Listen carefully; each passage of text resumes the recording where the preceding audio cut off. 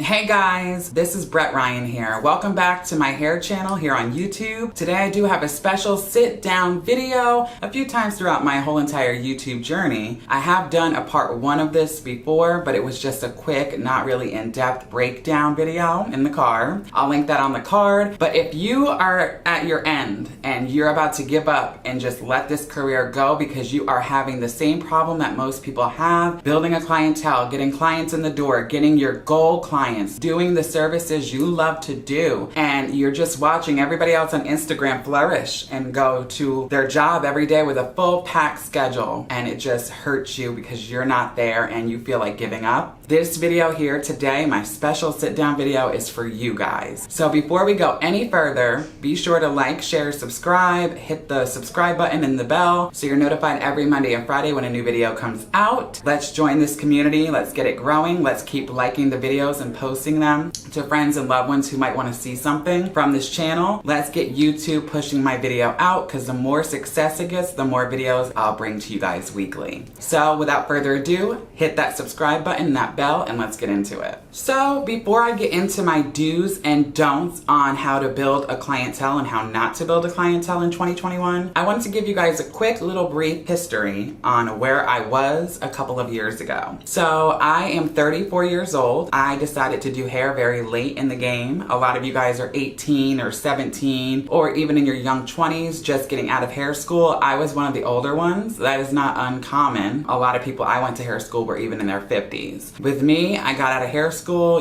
very successful. I wanted to do more. I was hungry, wanted to do hair, get my hands into hair. Even in hair school, we weren't doing the things I liked. I always knew I liked blonding and baby lights and foil work. And I always had this talent that I could sit and be very consistent and do 300 foils and all be the same size and not want to give in and do chunks or rush it. And that was always my thing. So in hair school, they didn't really want me to do these big services because, as you know, if you went to hair school, these people who are coming to let us do their hair are paying literally, peanuts. They're not paying anything. So I would be wanting to do these $200, $300, $400 services, and my teachers didn't want me to waste my time doing that when these people were only paying like $30 or $40. I finally get out of hair school. I graduated August 18th, 2018, and I already had a job lined up. I went and I worked at this guy's salon. I'm not going to say any names. He owns 2, one in the town I live in and grew up in, and the other town about 30 minutes from me. And in my original thought, when he asked me to work there, I was thinking I was going to be working in my hometown. He put me at the one that was on the other end. I didn't care. I was hungry. I wanted to do hair. I wanted to get more knowledge on how this business goes and grows and just,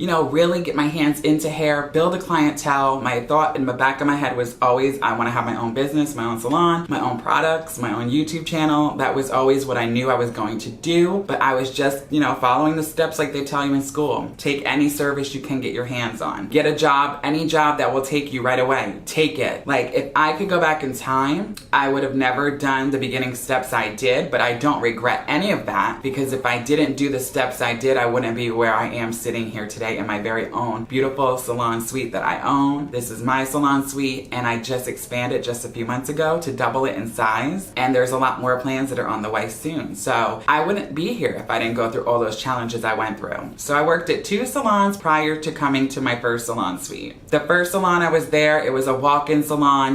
There was all older people there, 40s, 50 years old, burned out. They didn't want to do services like I did. They didn't have services coming in like balayage or baby lights like I wanted. So I would sit there and do men's haircuts, $15 a haircut, and you would get walk-ins, and you would know that by 5 o'clock it would be busy and everybody would want to work at 5 o'clock in the night shift because that's when the money would be coming in. And it just wasn't me. My heart wasn't into it, and I started, branching out on Instagram. Like, how can I build clientele? I did a couple of ads. I tried, doing what they tell you to do when you message people, or I think it was called at the time, I don't know if people still do this, but they used to have this thing where you like somebody's 3 pictures and then you comment on the 3rd one, and then the chances are they'll look at your stuff and they might like your work and they might book with you, and it helps you get engagement to help the algorithm to help you get more people seeing your page. So I did all that. I was spending 20 hours a day working on Instagram Instagram, trying to engage and, get people to see my stuff, posting stories, posting captions. I would take hours to even write one photo's caption. I was so serious. I was doing all the things the big influencers were saying to do when I would watch videos or take courses from them, and nothing was happening. Like, I wasn't going anywhere. But I did get about 1 or 2 clients a week that were coming in because of me and my Instagram. And I finally got doing the services that I love doing. So quickly, a red flag was put on my back. The guy that owned that first salon, he put me in the paper. He seen a money-making machine, and he put a big ad about me in the paper in that area. Little did I know what was gonna happen next. I was talked about. I had clients coming in and they would sit and whisper and giggle right in our faces. My color was switched into different bottles of my Redken Shades EQ to hopefully dump black into my blonde bottle so that the client's hair would turn black. My blow dryers were broken, my brushes were broken, and these were all women who were my mom's age or older. I had to get out of there. I talked to him, I was like, I can't do this. So we didn't see eye to eye. He said that these people are gonna be with him forever. I'm gonna move on and do better things, so he was gonna side with them. I left. So after I left, I had to hustle and try to find a place because I did have 5 clients that week coming in. And I worked so hard for those 5 clients, so I wanted to make sure that I had a place for them. I ended up getting a salon that was a 1-minute walk from my house. And this woman knew me from when I was a child. My old first real close childhood friend, her son was friends with him as well, so we knew each other. She gave me the job. I just took it, didn't really look into details that were fine, and just taking what they said in hair school, take whatever you can get, and that's what I did. And I didn't mind the place. There was a girl that worked there when I first started. After a week or 2, she left. She didn't like me. She would giggle, and I was like, here we go again. So finally, it was just me and this woman. I have nothing ill to say about her. Not one client was ever given to me. Anytime the phone rang, I wasn't allowed to answer it. I don't know why. I don't know if that was, scared that somebody's gonna ask me to book with me. But I never was given even one client. Every client I've ever seen, and you've seen in my videos or my chair, those clients were from me and my hard work and Instagram and, referral programs and doing models and getting photos out there and people seeing my work. Nothing was ever given to me. I never had even one client after being there for over a year given to me. So that means anytime the phone rang for people wanting to book, even if they were new that didn't have a stylist, she would take them and I wouldn't get them. Broke it down, started looking into things. The deal wasn't really good. So I left and I finally said I can't do this anymore. And that's what brought me into Phoenix Salon Suites here in Middletown, 20 minutes from my house. I opened my first salon suite last year in the end of June, and my business took off amazingly. So today, quick story, history over. Now we're gonna get into what you guys wanted to see.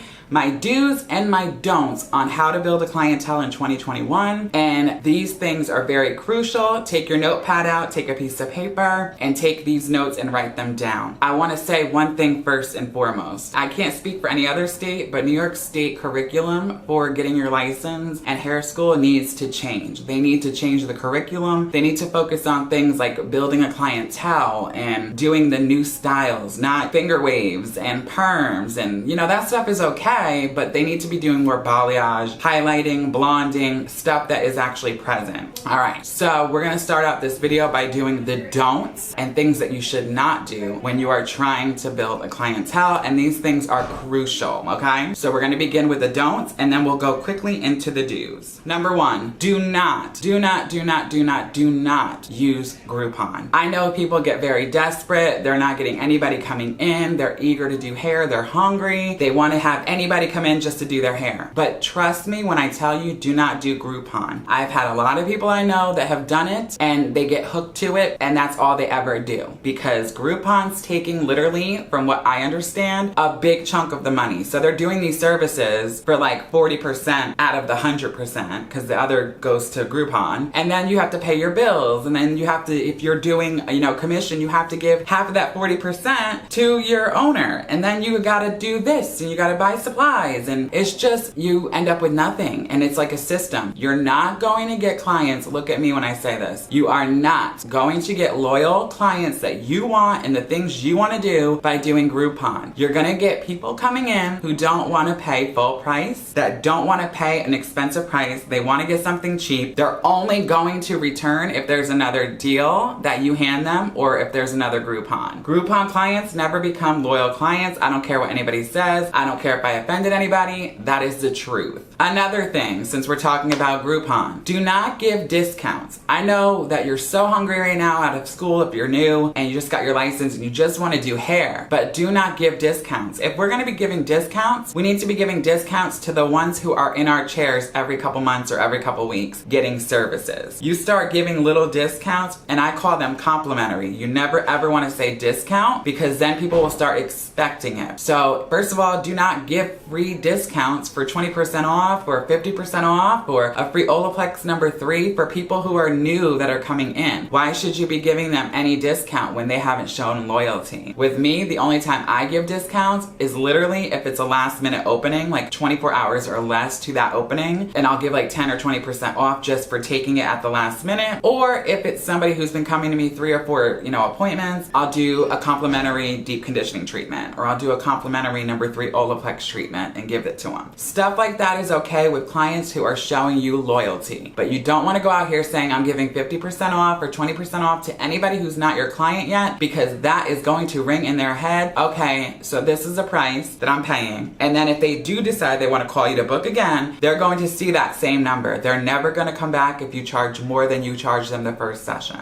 Another thing that's very important, I've seen this happen so many times at my first salon and my second salon, but especially the first one where they had a lot of walk-ins. Do not sit there and wait and hope a client comes in the door and it's your turn. I've seen people literally sit there for 8 hours, 12 hours and have one haircut that takes 10 minutes and wait their turn for the next person to come in. If you have nobody coming in, you need to do something about it. Life is precious with time because we never get time back. So all those 8 hours that they would sit there and hope for somebody to come in the door, they could have been doing something productive to actually make sure that they can ensure there's a higher chance of people actually coming through the door. And that's what I did. I started sitting there when I had a few moments and I would start engaging on Instagram or doing this or doing that. And that's how I went about it. Never take any minute and waste it, for it's very precious. We do not get it back. Last but not least on my list of do not do's when you're trying to build a clientele is do not go out there and announce that you'll do anything. In hair school, when I went, they tell you to take any service you can get your hands on, whether it's a perm, a male haircut, braiding, ethnic hair, white hair, fine hair, blow dries, wash and blows, and foil work. You do not want to be that stylist that's known to take whatever, because that's showing people that you take whatever you can get. That lowers your value, and that also lowers people the way they look at you. You want to do things that you love doing. Me, I love blonding. I love baby lights in particular. So I always post that on Instagram, and I want to do that. And those are the services I will do. Color. I will not do a perm. I will not do braids. I will not do updos. You gotta know in the beginning what gives you that joy and what fuels your passion, and stick to that and be very, very strict about what you'll take and what you won't. I know in the beginning it's hard because you just want to get clients coming in thinking, okay, they come in, there's a chance that they'll tell somebody else. And I get that, but in my experience, doing just anything is not gonna work, because you're gonna end up doing perms and do things that you don't like doing, like relaxers, and you're gonna fuck somebody's hair up. And then after that happens, what happens? Sometimes they'll go and write a negative review, and it's a big cycle that just keeps happening. All of a sudden you get down about yourself, you feel horrible, you don't want to do it anymore, you end up giving up, you get stuck in this spinning of,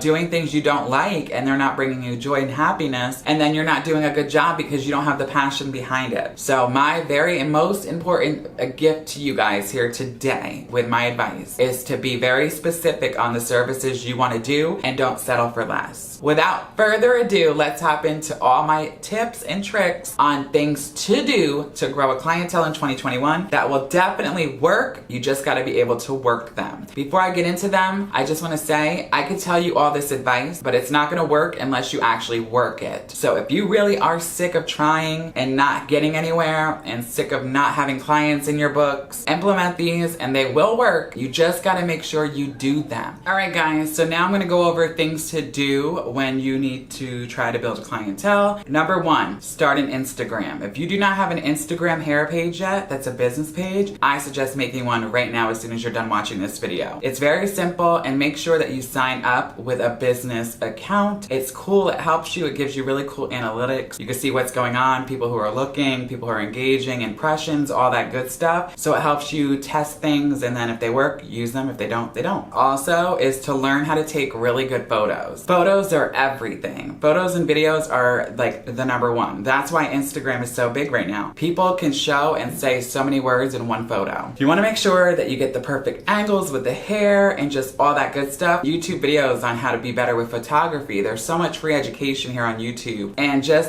make sure you have a little bit of skill and just play with different angles and different positions and all kinds of stuff like that. You don't want to always put the same stuff up. Sometimes I can be one of those people who get, I'm guilty of that. And I'll put up a lot of behind the head where you can see a lot of the hair. I did used to try to post a lot of videos on Instagram too. And once in a while I'll do an IGTV. I used to have the Dear Brett series as well. But I always steer from the videos on Instagram just because I do the tutorials here on YouTube. Once in a while I'll put like a little teaser or like an example so people can see it on IGTV and then click to YouTube. But if you don't have a YouTube channel, by all means, post videos. Videos are the thing to do these days, and it is so crucial with Instagram in general to write good captions as well. So for example, say you're trying to build your clientele. That's the captions that you need to be writing. You need to think of your ideal client, who would be the best client in the world for you, what kind of person you want, everything down to where they take and eat lunch at, what their hair color is and who they hang out with. Like, I know it sounds silly, but you need to imagine this ideal client. And then every time you write a caption, I want you to write that caption as if you're writing it to your ideal client and saying everything that would attract her attention and things that she would like to read, and really focus on the captions. Captions are very crucial. So is hashtags. Hashtags are very important as well. I didn't buy it. I didn't believe it. Every time I would ask somebody who was an influencer or had a little bit more following and stuff and build big clienteles on Instagram, I would ask them for advice, and they would all say hashtags and captions, hashtags and captions. And I got to the point where I was so fed up. I'm like, I'm done. I'm not doing this anymore. I'm not going to stress every day about posting pictures with perfect captions and, engaging and sitting on Instagram on my phone 20 hours a day, liking people's photos and commenting. And that minute I gave up. I said, I'm going to post what I want. I'm going to post the pictures I want to post when I want to post them. I'm going to write really good captions that I care about, what I want to say. And once I started doing that, I noticed that people started reading them and the clients started calling. Have fun with it. Take the pressure out of it. A lot of us have this pressure, like you have to have a secret potion where you post every day. Like, I still don't post a picture every day. I try to do at least 3 or 4 a week. But if you want to post 1 picture a week, then do it. But make sure it's great quality. The photo speaks for itself. The video speaks for itself. The captions and the hashtags, they all speak for themselves. That whole thing is like completing the pie. And I guarantee you're going to see some clicks and people are going to start messaging you questions and asking about your pricing and stuff like that. Another thing that I find very, very crucial when building a clientele is doing free hair. I know you're thinking, wait, Brett, did you really just say do hair for free? Like all that work and not get paid? That is exactly what I said. In the beginning, especially when I started YouTube, I used to do models all the time. I would hit people up, but when you do it, be strategic with it. You don't want to just say, oh, I want to do your hair for free, or do a model call and just take anybody and do free hair. You want to make sure the person is going to come through on their end of the bargain, which is usually that they have to post a certain amount of posts afterwards, tell their following to follow you, or, oh, I love my hair, Brett did such an amazing job, stuff like that. You can actually look people up yourself and message them if they're models especially. Make sure that they like wearing makeup and they like to be on camera, and I guarantee you if you offer free hair, chances are they're going to be down for it. And when you do these models, make sure they have a good following. It doesn't have to be thousands and thousands, but make sure that they have following who actually engages with them and comments a lot and talks to them, and they're pretty powerful and people know them, because you don't want to do free hair to somebody who has 50 followers and never posts on Instagram. That's just not going to work. You're doing free hair for no reason. Make sure that you have somebody who you know is going to be down to constantly post their pictures of their hair, stuff like that. I did it. Every single person in this industry has done a model at some point for something. I say do 2 or 3, really investigate, search really beautiful women. It doesn't have to be the best looking in the world. Do the hair, but people who preferably like being on camera, they don't mind it. And make sure that you take hundreds, and when I say hundreds of photos,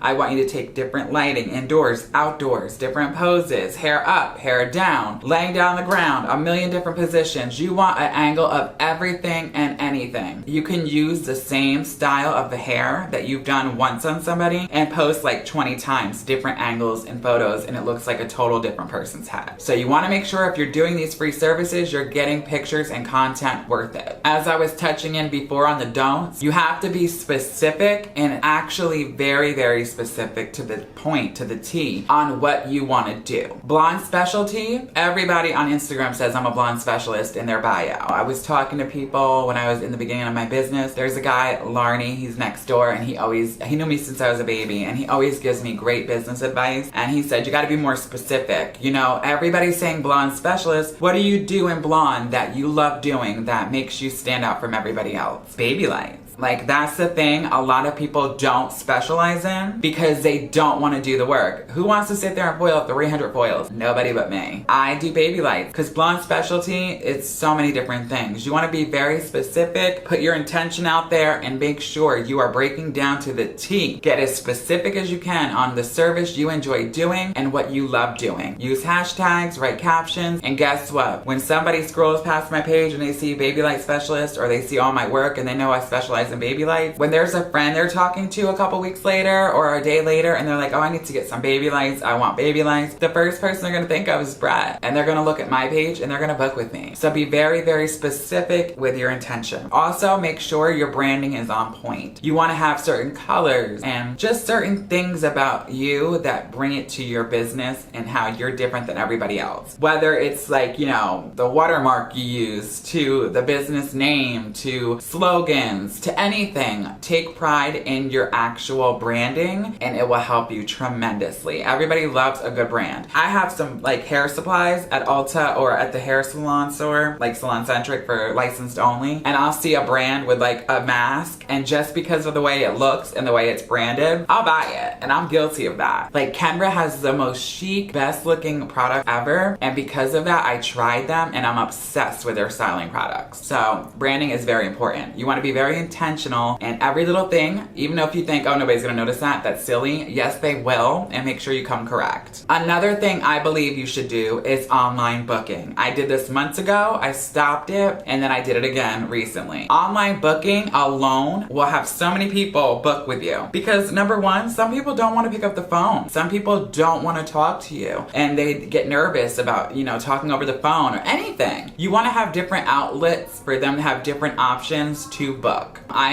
am on Square appointments, like the square.com. I have their checkout machine, their register, their iPad, everything. I book all my appointments through it. They're amazing. I can't speak highly of them anymore. They literally have messages, they're emailing and texting, reminders, and you know, the client has to put their credit card in. You can set it up that way, and if they cancel, you know, they charge it and you get your cut. There's just so many different things, but you gotta look around and try different things. But I guarantee that if you have online booking, these days with technology and younger kids that are in their 20s and teens, they're gonna, chances are, book through you with online booking before they pick up the phone and call you. So make sure you have different ways of different kinds of people getting in touch with you. Another thing that helped me tremendously was Instagram ads. You know, they have ads for Instagram because they have the algorithm. That's how they make money. The algorithm stops everybody on your following list from seeing what you post, and that's why you have to engage constantly. You know, it's so crucial after you post a picture to answer comments within seconds. When the first hour after you post a picture and you get comments, you want to reply within seconds of a person writing it because that pushes it into the algorithm more. Your goal is to engage and actually have a real relationship with your followers. That's what Instagram is. It's based on a friendship. The more you message somebody, they're gonna say, oh, well, you know, Brett likes talking to her, or Brett likes commenting on her photos, so every time she posts something, we're gonna show Brett. And the goal is to get everybody seeing your stuff, as many people as possible, and that doesn't happen all the time because of things with the algorithm, and nobody wants to do the work. So they do make money off of it, and I'm guilty of it, but I will once in a while do a couple of ads through Instagram, and they definitely get people in my door. It is really cool because you can break down the radius of miles. I always do like 25 or 50 in the circle around my town of where I work, and it shows people, like, you know, when they're scrolling through their stories and you see random ads, you pick the ad of the post that that you want to use. You can do stories, you can do the ads on anything. Snapchat has them, they all have them. Use them. And I'm telling you, I've done $10 ones and it lasts for like 2 days, and you can choose how many people are gonna see it. You don't have to spend thousands of dollars, but those little times that I did little things like $10, $15, $20, it got me clients. Think about it, $10 and I could possibly make 3 clients off of that. That's almost $1,000 I'm making. It's definitely worth that $10. So you don't want to get crazy with it and be slacking on hashtags and stuff like that. As I said before, you got to do all of these things to make everything work. You can't half-ass do this, half-ass do that. You got to put the work in. It's not going to come to you. And I learned that very quickly, and it is a lot, and I'm constantly working. My friends are like, you never have off. Like, if I'm not doing hair, I'm doing YouTube material. If I'm not doing YouTube material, I'm doing Instagram. If I'm not doing Instagram, I'm recording something else. Like, it's a constant job. But if you're here and you really want success and you really love what you're doing, these things will work. Another thing I want to leave you guys with is probably the most important of all, okay? I heard somebody say this who is an influencer. I'm not going to say their name. I was watching something one day and it literally was like a light bulb went off. When you're ringing your clients out, I would ring them out and that would be it. You know, I'll see you next time. I can't wait till you book again. And I would go on about my day, and I would notice that I had all these gaps and all these openings constantly waiting for people to call and, you know, book. A big game changer for me was pre-booking, okay? When my client sits in my chair, I don't even wait till it's checkout time sometimes. While I'm putting that cape on them and sectioning their hair, girl, I know you like Wednesdays, and